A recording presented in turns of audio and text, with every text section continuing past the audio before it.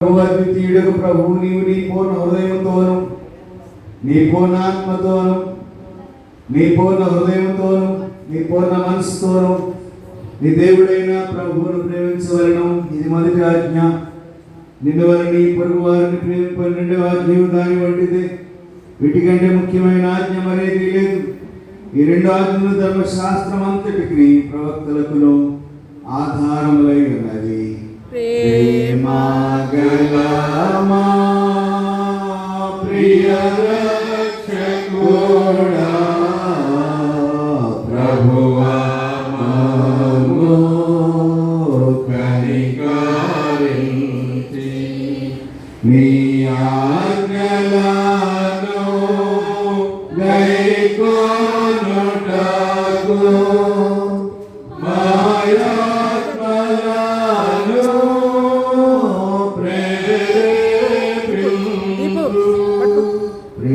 దేవుడు మీకు ఈ పరిశుద్ధ వాక్యం వినేటప్పుడు ప్రభు యొక్క శరీరం పుచ్చుకునేటప్పుడు మనం కూడి వచ్చినాం.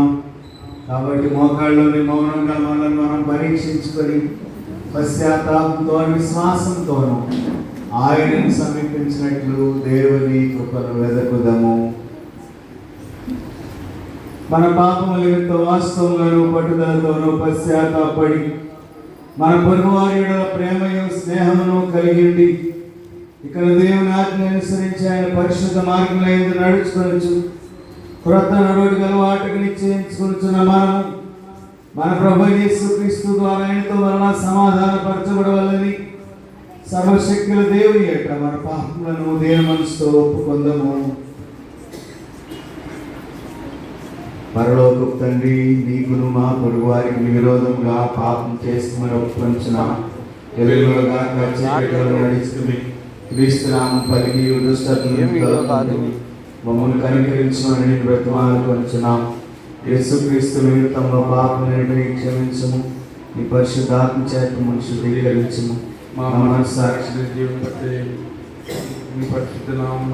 మహిమ కలిగినట్లు నిమిత్తులను క్షమించి ఇప్పటి నుండి కొత్త సేవించటకు శక్తిని అనుగ్రహించుము.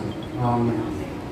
యేసుక్రీస్తు ద్వారా తన దేవుడు అనుగ్రహించి కృపావాక్యం ప్రయాసపడి భారం మోసుకుంటున్న సమస్త జిల్లాల నాయకుడికి రండి, నేను మీకు విశ్రాంతి కలుగజేతును. దేవుడు లోకం ఎంతో ప్రేమించను కాగా ఆయన తన అద్వితీయ కుమారునిగా పుట్టిన వారి విశ్వాసం ఉంచి ప్రతివాడు నశింపక నిత్య జీవం పొందినట్లు ఆయన అనుగ్రహించను. పాపులను రక్షించుట క్రీస్తు యేసు లోకమునకు వచ్చిన వాక్యం నమ్మదనిది పూర్ణ అంగీకారములకు యోగ్యమైనది. ఎవడైనా పాపం చేసిన నీతిమంతుడైన యేసుక్రీస్తున్న తరువాత తండ్రి అర్థం అనుకున్నాడు. ఆయనే మన పాపములకు శాంతికరమై ఉన్నాడు.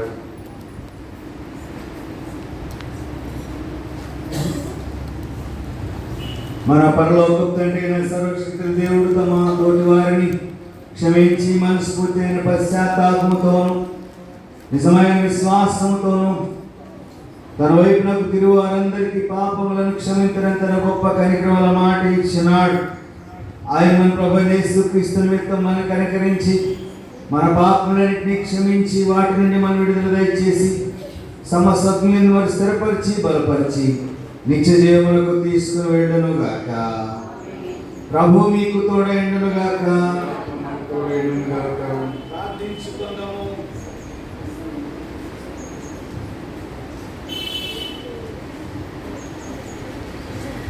నవంబర్ నెల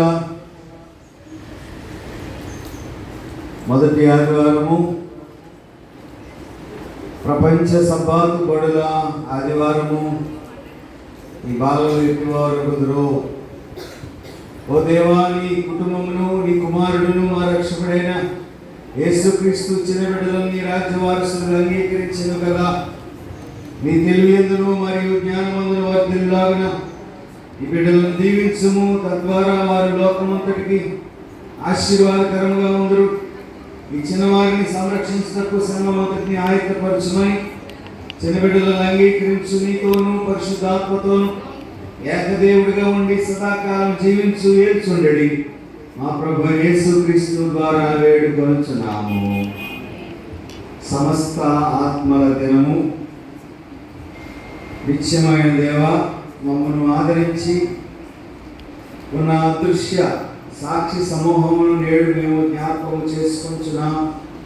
జీవమందును మరణమందును వారు కలిగిన సాక్ష్యమును బట్టి నీకు వందనములు. వారి వలె